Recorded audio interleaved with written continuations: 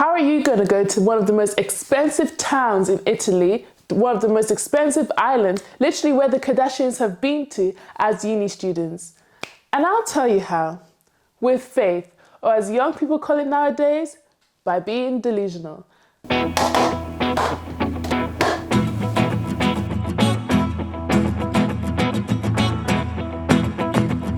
The first thing you need for being delusional is to find yourself some delusional friends. We have Sophia, we have Christine, and we have Amelia. We've all heard of the Amalfi Coast, and I've always been told it's one of the most expensive places to go. But somehow we found a way.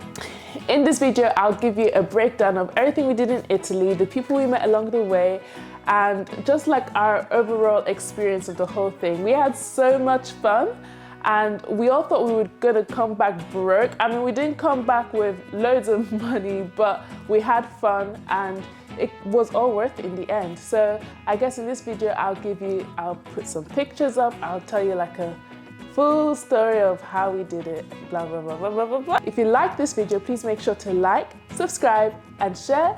I think that was it. Grab yourself a drink, because I feel like this might be a little bit long. But without further ado, here is how we spent our week in the Amalfi Coast.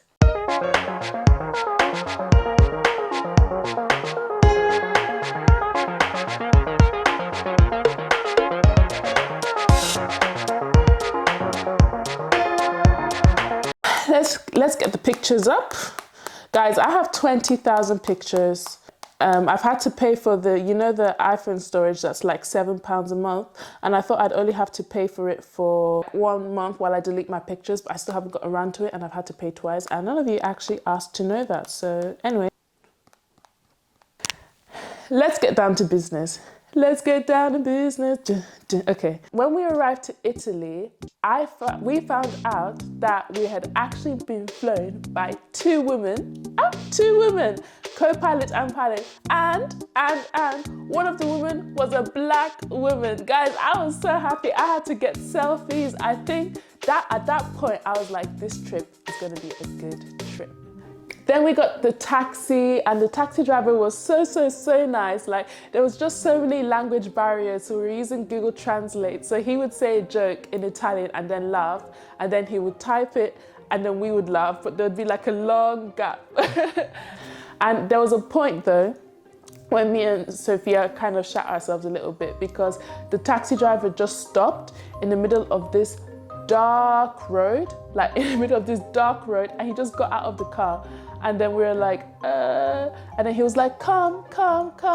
And then we were like, okay. And then we got out of the car and he had stopped to show us this amazing view of the whole of Sorrento. And it was beautiful, and it was at night, and it was beautiful. And he took pictures of us as well. And it was just so cute how he stopped just so that we could see the view. I need to introduce you to the character that is Giovanni. Like, guys, Giovanni, oh my goodness, this guy is the sweetest, kindest man I've ever met. Like, without him, our trip would have not gone the way it did. Like, he literally blessed us during this trip, and I will definitely go into it as the video goes on, but without him, we would not have had as much fun. We would have spent so much more money. Like, he was just so kind. He was like the father figure we needed abroad, like telling us different information, giving us lifts. Like, taxis in Sorrento are so expensive. They're like 30 euros for a 5-minute drive, and he was actually taking us anyway.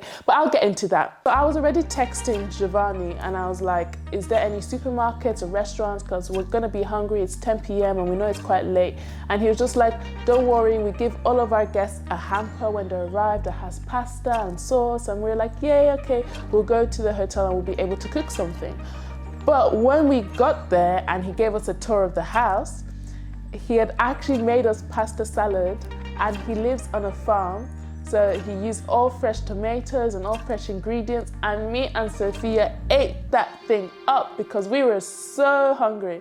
That was the beginning of Giovanni's kindness. Like, the fact that he made us food on our first day, we're like, okay, this man is nice. But that was only, little did we know, that was only the beginning. So then the next day, woke up, saw the view. I was like, this is a dream. I saw a beetle on the first day, and we used the fresh oranges that Giovanni gave us from his farm to make orange juice, freshly squeezed, and you know, the vibes of the holiday was just there. And then the day before, Giovanni had told us that we shouldn't worry about getting taxi or walking because it's too hot, that he will drive us to town if we need. And he was aware that the taxi prices, for example, are so expensive that he just insisted on taking us everywhere. But the first day we were still kind of shy, so we were like, not to worry, we'll just walk to town. It was a 20-minute walk in the heat, and it was so hot, but we walked around Sorrento. We were looking at our, our first impressions of the place. It was so beautiful, so colorful. There was markets and shops, and there were so many views of the mountains and of the marina. It was just so beautiful. But when we got back, Giovanni was just like, don't do that again. It's too hot. I'll pick you up. So he picked us up from town and took us back to the house. And then he was like, from now on, I take you everywhere. You do not walk. It's too hot. And he was so concerned. So we were just like, okay, we will. Then me and Sophia decided to go to the supermarket. Again, Giovanni took us there and back, and he waited in the car while we did the shopping, and the shopping took like 1 hour and a half, and then took us back, like, what? And then I went to take a nap. And then while I was taking a nap, I could hear buzzing. Like, I was like, am I tripping or is that buzzing? It sounded like a fly, and I was looking for the fly, but I couldn't see it, but I knew I could hear it. So I called Sophia. I was like, Sophia, do you hear that? And she couldn't hear it at first, and then she heard it. And it's like a zzz. I was just like, what is this sound? I couldn't find it. Then all of a sudden, something drops from like in between the curtain and the window, and it's a hornet, guys. I've never seen a hornet in my life, let alone one this big. It won't even look big on camera, but guys, I promise you, that shit was massive. And when I came back to the UK, funnily enough, and I typed in "our hornet bites fatal," it said no. But I know when we were there and I typed it in, it was definitely saying fatal. So I know, you see, Google just tries to scare you. He got us all out of the room and he just sprayed, and then we saw all the hornets dropping like dead, and there were so many of them. There was like 6 or 7. But at this point, anyway, Amelia and Christine were here, and I was so happy, and like, they were calling me because they couldn't really find the turning. The taxi couldn't find where to drop them. And me and Sophia were like, don't worry, we're coming to pick you up.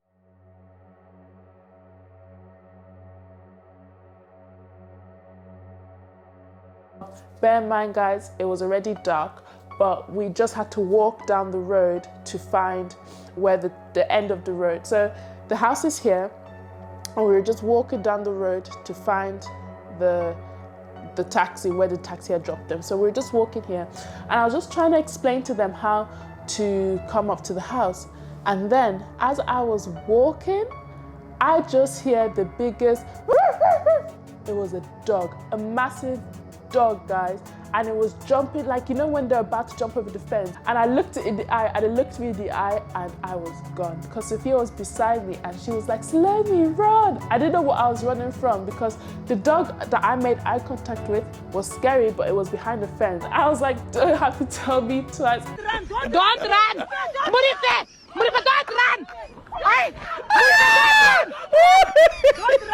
I ran back into the house, and I couldn't open the key in time, so I just ran into the shed. Sophia then said that there was another dog out of the leash that was coming towards her. That's why she told me to run. That was the beginning of the dogs. You'll hear more about them throughout this story. But guys, I'm not even that scared of dogs, except that when I went to Valencia, I actually got attacked by one. So ever since then, I've been a little bit wary. But I was so scared, and it was dark, and it was just a lot, okay? It was just a lot. So the next day, Giovanni took us again to one of these beaches. What was so funny is, like, some of the roads in Italy are so thin. Like, you'll be able to see in the videos I'm putting up, but some of them are literally so thin, as in, like, the wing mirror was scraping the car. Like, it was literally just so small, like his car. How do I explain it? Even when we were walking to the beach, me and Christine were just walking down the path to the beach, and there was an old man in a car, and he was coming just like at normal speed, and we were walking, and there's no place for us to go, so we literally had to go up some stairs and be like flat against the wall so that the car could pass beside. I don't know how to describe it, but like you'll be able to see a little bit in the videos, but yeah, some of the roads were so small. And then we went to this place called Bagni,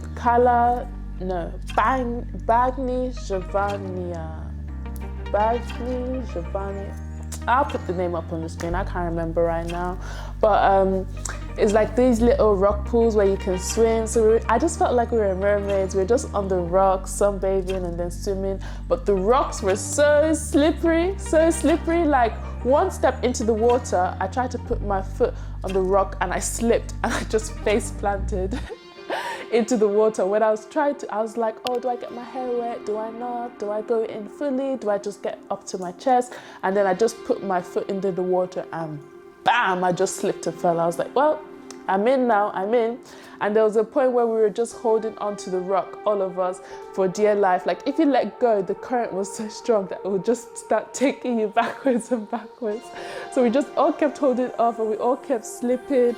And then there was crabs on the rocks, but I was like, what a first day here. Like, it was so fun. And again, Giovanni picked us up, brought us to the house, and then he booked us a restaurant for the night, and it had the most beautiful views. I promise you, that was the best pasta I have ever eaten in my life. It was like this ravioli bolognese something, and then we were just overlooking the view of Sorrento and the water, and it was just so pretty. And he had booked us like a really nice table that is literally right next to the view because he knew the restaurant owners, and we're just so thankful for Giovanni because that was so beautiful. So we were staying in Sorrento, and the next day we decided we wanted to go and visit Amalfi. So to get to Amalfi, it was like €2.50 on the bus to go from Sorrento to Positano. Positano is where we went. We were going to go to Amalfi, but it was too far and we were too hot to go in the bus for that long, but we went to Positano, that's it. So we got recommended to sit on the side opposite to the driver when we got onto the bus, so that way we'd got the best views. We got the best views of Positano and the sea, and it was just beautiful. What else? I'm just going through my camera roll, guys, because that's how I remember everything. Guys, we were so blessed on this trip. I just feel like everything just worked out and we were just so lucky. Like I mentioned Giovanni's kindness, but it's also the little things, because when we got to Positano and we wanted to have like a drink, we went to like this hotel restaurant and they put us on a table that was literally front center of the view of Positano. And I just felt, wow, what are the chances that this table, the best table, is free? So I got my pineapple juice, you know, we got Coke and Sprite and whatnot, and then we're just overlooking the view. And I was just like, wow, just wow. Like, it literally felt like a movie. I was like, we actually made it here. Like, this was a dream. This was like, you know, I want to go here, but I didn't think I'd actually, like, I would actually get here, you know. And Positano we're making jokes all day because the Kardashians have been in Positano, and we've been telling everyone, yeah, we're going to Kim K's holiday house. Like, it was just a joke. And we actually took a picture of the view, and then when we searched up Kim Kardashian, or like the Kardashians in Positano, we realized they had the same view as we did from the hotel. So now we knew, oh, they must have stayed at this really fancy hotel that we walked past. And we were just looking up the prices, and they were like 5,000 a night. And we were like, wow, like, this is a bougie ass area, so bougie. And look at us sitting here, like, what am I doing? I'm a girl from a small town in Sussex, and now I'm in Positano, and I'm a uni student, and like, what is going on? And like, that moment kind of made me realize, like, where there's a will, there's a way, because I didn't think this was possible, and here I was. But if this doesn't just apply to going on holidays, but if you have that dream that you want to follow, just find your delusional friends, make a plan, and just keep going. Even when people say you can't do it, just keep going until you physically can't go anymore. I don't know if that is good advice, but I'll give you an example. I don't want to get too off track, but a few weeks ago, me and my best friend, Victoria, we threw a barbecue for 100 people. And in this barbecue, we were to cook all of the food. And everybody was just like, how are you going to cook food for 100 people? That's basically a wedding. And we're just, we're two delusional friends. And we're like, I don't know, we'll just try, innit? And we went to the shops and we bought enough portions for 100 people. We bought 100 pieces of chicken, and we were not questioning it. We were just like, yeah, buy the chicken. Then we got home and we were just like, yeah, we'll just times the recipe by 5. Let's just see how it goes. 100 people, it shouldn't be that hard. And we were just cooking and cooking and cooking. And then for some reason, everything worked out and we were able to feed 100 people. Out of 2 people, like my kitchen stove broke. We had to make everything using just one portable stove. I don't know, I just think, I don't want to go too off track, but I just think like we just kept pushing. Everybody was like, how are you going to do it? And we're like, by one little step at a time. Make one portion of rice, continue. Make another portion of rice, continue. Continue until everybody had eaten. And that's kind of how I felt in this trip to Amalfi Coast. Everybody was like, it's so expensive, but it's so nice. And I was like, I know I don't have that much money, but I was like, okay, let me book the flights. The flights were affordable. Let me book the hotel. The hotel was affordable. Let me book this activity. That was kind of affordable. Let me have this much spending money. And it was just like, all just like, it's like chipping away, like little by little. And then before you know it, the whole boulder comes crashing down. Anyway.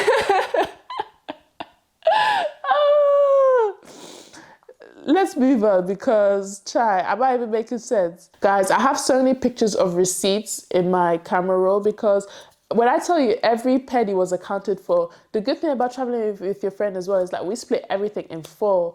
We made sure that like everything we did, we split in 4. When we got back from Positano, we were so hot and we were like, let's go to the beach. So we all got changed into our beach gear, but when we got there, it was like already sunset. It's like, oh, the water's gonna be cold. Christine put one foot in the water and it was warm. And she just like got in. This evening. And then before you knew it, we were all in and the sun was setting and then we were all swimming, but it was so chaotic because like it was getting dark and we couldn't see anything underneath us, so we didn't know if we were stepping on like animals or like if there was fishes. And like I remember Emilia was screaming because she was just like, I stepped on something soft, and we're like, it's sand. Like it was just crazy. We were just having so much fun. And then I brought my phone into the water and then I stepped on something and I didn't know what it was, and I was nearly dropping my phone and everybody was like, Slevy, you're gonna drop your phone. But I'm a professional, guys. I'm a professional videographer. Yeah. So I was just like, yeah, I managed to get all the videos. And look, now we have such cute videos to look back on. Thanks to who? Thanks for me willing to sacrifice my phone for a good photo op. The sea, under the sea.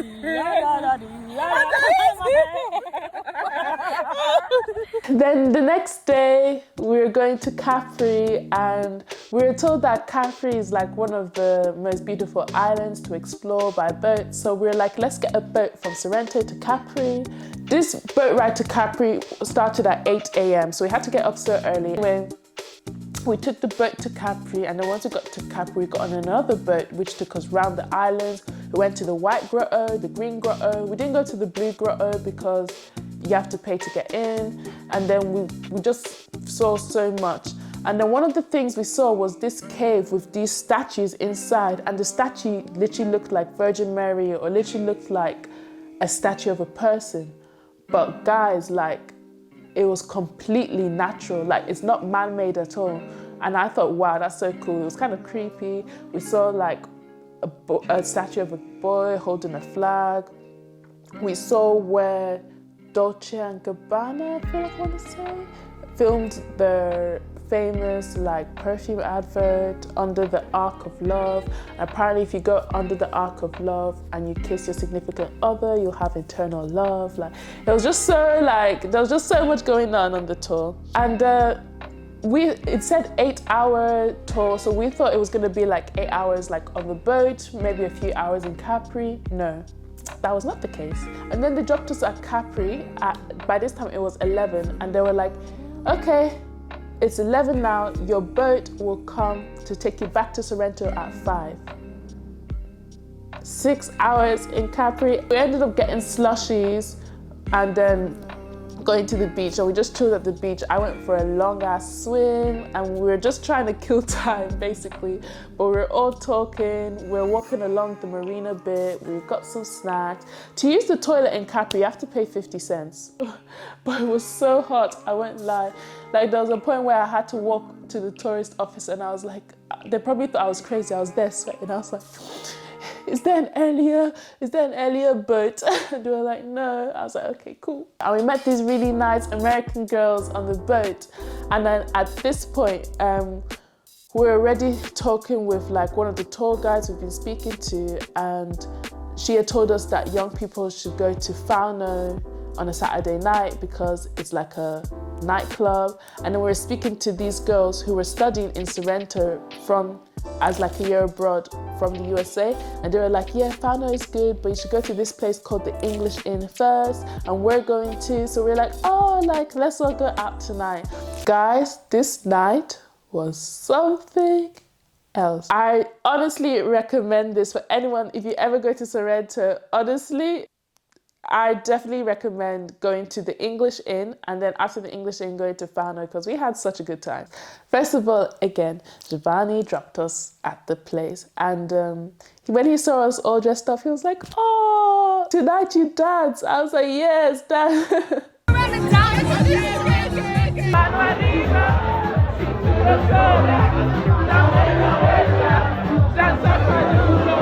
Oh my gosh, I don't know where to start. It's just like Italian boys. I love your skin, I love your lips. Let's all go home together. We all sleep together. I'm England. A moped with a random guy who took her to see the view of Sorrento. I'll help you find your friend. I'll help you find your friend. I was like, thank you. You could go in my car and I can drive you around. We could see the view and then we find your friend. I was like, no, you've lost all your friends. Your friends have gone to have fun. You might as well have fun with me too. And I said, why are you trying to find someone to sleep with your friend? Why can't your friend speak for himself? And then he said, because my friend is mute. And then the mute friend opened his mouth and said, yes, I am mute. And then we all started laughing. And then at this point, everybody knew I was trying to find Christine and Amelia, and somehow everybody knew who I was. And then they were telling Christine, call Salome so we can all go home together. It was so fun. It was so fun. The next day, we were gonna go to Pompeii. So to get to Pompeii from Sorrento, it's €5 return trip on the train. For those of you that don't know, Pompeii was a city, a Roman city, and in 79 AD, so 79 years after Christ's death, the volcano erupted and released hot ash into the air. And the hot ash, like, people inhaled the hot ash and suffocated and died. But because when they died, the ash was still raining, the ash actually covered all of their bodies and preserved them in the last position they were when they died. So, and then the interesting thing about Pompeii is that for 1,500 years, nobody found this city. It had been forgotten and all the bodies were just there until like the 1700s or the 1800s. Archaeologists came and started to excavate this city and they found so much. Like, imagine, we learned so much about that. We can learn so much about Roman life in the 79 AD because of how well these bodies were preserved. Some of them were in the last position, they were praying. Some of them, there were little kids lying down. Some of them were like, in all sorts of positions, and they were all excavated from Pompeii. Like, because they were covered in ash for so long and they were preserved, for 1,500 years they were fine. But now because they started excavating it, like the wind and stuff has potential to destroy it. So a lot of the bodies or the casts, they have been moved to Naples Museum, but they left a few casts in Pompeii in the original positions and covered them with glass. So one of the ones we went to see was where 13 people went under, like in this garden, to seek refuge, and there was children, masters, slaves, all there together in like the final position of their death. And you can see like one man, it looks like he's looking over everyone. You can see like little children, and it's just so interesting to see that these are actual humans that lived so long ago. Like, we're just seeing them in front of us, like the cast of their bodies in the final position they died in. Sorry if that's morbid, but I just find it so interesting. So we all really wanted to go to Pompeii. You can see like the theaters, you can see like the statue. The statue has been decayed, obviously. It used to be of a Roman soldier. Now it looks like a green, like naked guy, not Shrek. You can see the artwork. There was graffiti in the city, like, it just shows that they didn't actually live that differently to us. There was also fast food restaurants. And in the fast food restaurants, because you can see people's houses in Pompeii, but they didn't have cooking facilities. Only the rich people had cooking facilities. So a lot of people used to get their food from the fast food restaurants. And the archaeologists found traces of giraffe meat, of rat meat, and of other animals in the fast food restaurant buckets that you can see in the picture. And everybody's wondering, how did you find giraffe meat? Like, were there giraffes in this time? Like did the Romans like get giraffes and bring them to Italy? Like, what? There's just so many questions. You can see this artwork, and you can see a painting of like a dog. I don't know if it's called a painting, but like the artwork of a dog, and it's a sign that says beware of the dogs. They had dogs as pets even back then. And then all throughout the town, there's places to fill up your water bottle with water. And turns out these places, like these fountains, have existed all the way since Pompeii, like since the town was actually in use. So the Romans were able to build these complex water systems that we can still use today. And it's just like, we all know that the Romans and the Egyptians were so advanced for their time, but it's so interesting going to Pompeii and being able to actually see all these structures. But yeah, that pretty much takes us to the end of the holiday. I'm aware this video is already so long, so I'm just gonna cut it there. Like, if you wanna see like more videos and stuff, like just head to my Instagram. I literally documented everything and I have it in a highlight there. And yeah, I feel like there's just so much more I could say, but it's just like I'm starting to forget everything that happened, but it was just so fun. The last day we walked around Sorrento, but I made a tortilla de patata for Giovanni, and we wrote him a note, gave him a tip, and he literally cried when he saw it. And then that's when he explained his mission for his hotel. So the hotel we stayed at is called Casa Betania de Pepe. It's quite new. I think we were the 7th ever people to stay. I'll just read you his mission because I just thought it's so cute. So Casa Betania, Casa means house, Betania translates to Bethany. So in English, Casa Betania is Bethany house. With this name, we intend to refer to a special family for Jesus of Nazareth made up of Martha, Mary, and Lazarus. In the Master's life, these 3 friends and their home were a safe haven in which to spend the rest of their days and fully share his humanity. I chose this name to be able to offer the same welcome as Bethany, a meeting of true friends and communion in the name of God, the Father of all. And I'm happy to be able to dedicate this little dream to the memory of dear Peppino Masteloni and his dear mother Maria Miniero. One day he wanted to give me this place as a gift to continue to be together as happened with him for so many years. It will be my commitment to remain faithful to his will and to send him gratitude and affection. So Casa Betania de Pepe is a place of welcome, of friendship, but also of work. Because they're a farm and they plan to do cooking lessons, and then they have the hotel, and he just welcomed us into his home so beautifully. Like, everything we needed, we could contact him, anything at all. And he was just so there for us, so attentive. Like, he dropped Emilia off to go back home at 6 a.m. in the morning. He wouldn't let us get, I don't know, it's not even just the lifts, it's the food he provided us, the kindness, the warmth and the patience and just the niceness. Like when he explained that that was his mission, I totally understood. And the messages he sent us when we were leaving literally made me cry in the airport. Like, I was literally bawling in tears because it's just so... is my camera thing flashing? Okay guys, I have 4 minutes left on my SD card, so I'm going to do this price breakdown super quick. Okay, so we wanted to go to the Amalfi coast, right? But to stay in Amalfi, Positano, Ravello, all those places, you're looking at thousands of pounds, okay? So instead, we decided to stay in Sorrento, which along the Amalfi coast is the cheapest place to stay. We spent £200 each on the hotel. Then, okay, we flew to Naples. So flying to Naples cost us £200 from London. And then we took a bus from Naples to Sorrento, which is only 10 euros. So even though it's an hour and a half, it only takes 10 euros on the bus. So that was quite good. So yeah, we flew to Naples for 200, took the bus to Sorrento, stayed in Sorrento for £200. We spent 7 nights and 7 days, by the way. And then we went to Capri as well on the boat, which was £64 each.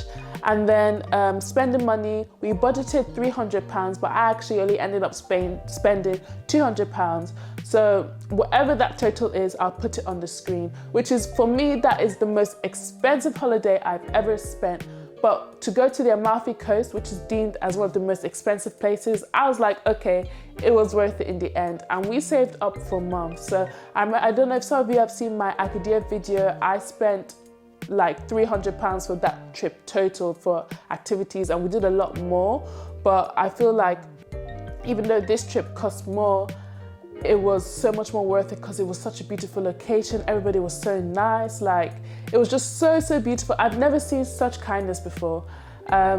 So sorry this is so rushed, this last bit. It's because I didn't know, I've been speaking for like an hour. My memory card is running out and I've definitely missed some bits. And if I have missed some bits, I will just put it together in editing, make it beautiful, you know, as you do. But if you like this video, please like, share, subscribe, all of that. I look forward to seeing you in my next one. And thank you so much for watching. Peace out. Nope, peace out.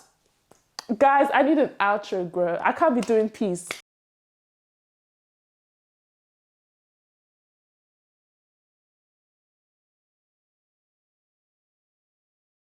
To the good part. You've arrived at your destination. I'm waffling too much. Like, I'm actually waffling too much. Like, there's too much to cover to be waffling, Selene.